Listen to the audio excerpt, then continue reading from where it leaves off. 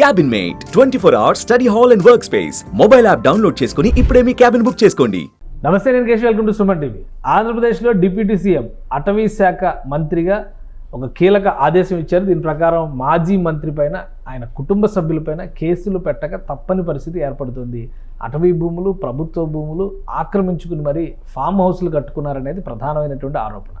డైరెక్ట్గా పెద్దిరెడ్డి రామచంద్రారెడ్డి, ఆయన కుటుంబం ఇందులో ఇన్వాల్వ్ అయిందని దానిపైన ఎంక్వైరీ చేసినటువంటి అధికారులు ఇచ్చిన నివేదిక ఆధారంగా తక్షణం చర్యలు తీసుకోవాలని ఉప ముఖ్యమంత్రి ఆదేశించారు.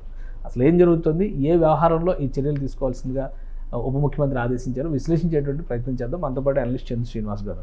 నమస్కారం. నమస్కారం అండి. చాలా రోజుల తర్వాత మళ్ళీ ఈ అంశం తెరపైకి వచ్చింది.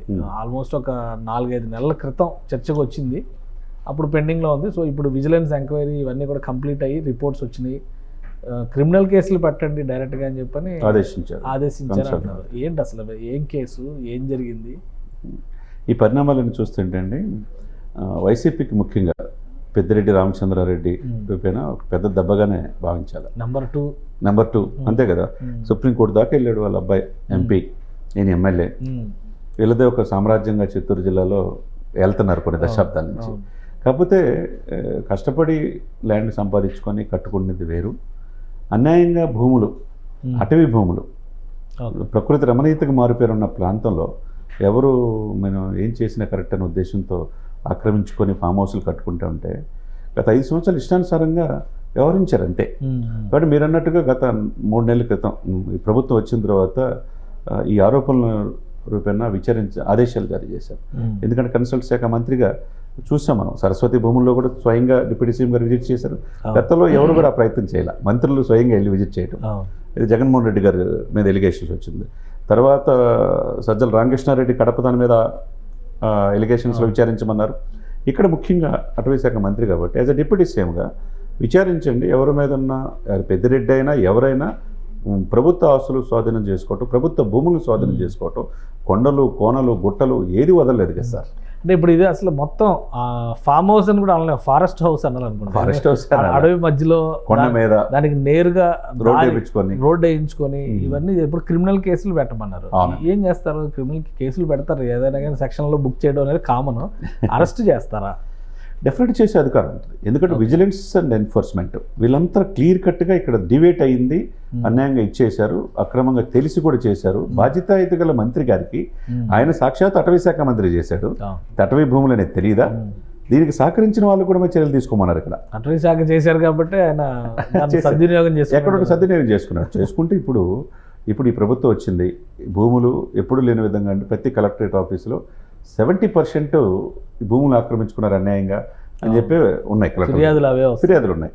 ఇకపోతే 4 నెలల క్రితం ఆయన ఆదేశించాడు. ఆదేశాలకు అనుగుణంగా అధికారులు విజిలెన్స్ ఎన్ఫోర్స్మెంట్ చేసి ఇది తప్పు జరిగింది, ప్రభుత్వ ఆస్తులే, ప్రభుత్వ అటవీ భూములు ఆక్రమించుకున్నారు, ఫామ్ హౌస్లు కట్టుకున్నారు, రోడ్లు వేసుకున్నారు, ఇంకెవరిని రానిలేదు, ఎవరన్నా వస్తే వాళ్ళని బెదిరించారనేది చూపించి నివేదిక ఇచ్చారు.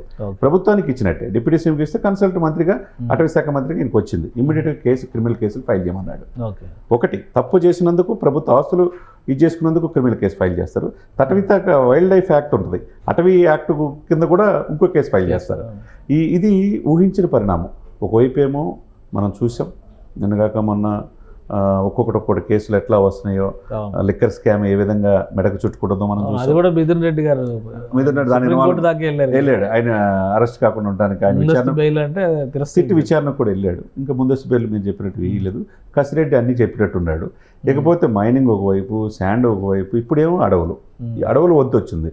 ఈ అడవులకి పరిరక్షకుడు ఎవరు? సంరక్షకుడు పవన్ కళ్యాణ్ గారు. ఈయన ఉపేక్షించే పరిస్థితులు లేడు. డెఫినెట్గా ఆయన ఎంత పెద్ద తలకాయలు ఉన్నా క్రిమినల్ కేసులు పెట్టండి. అంటే ఎవరెవరి మీద పెట్టే అవకాశం ఉంటుంది. ఇప్పుడు పెద్దిరెడ్డి రామచంద్రారెడ్డి గారి పేరు మీదే ఉండాల్సిన అవసరం లేదు కదా.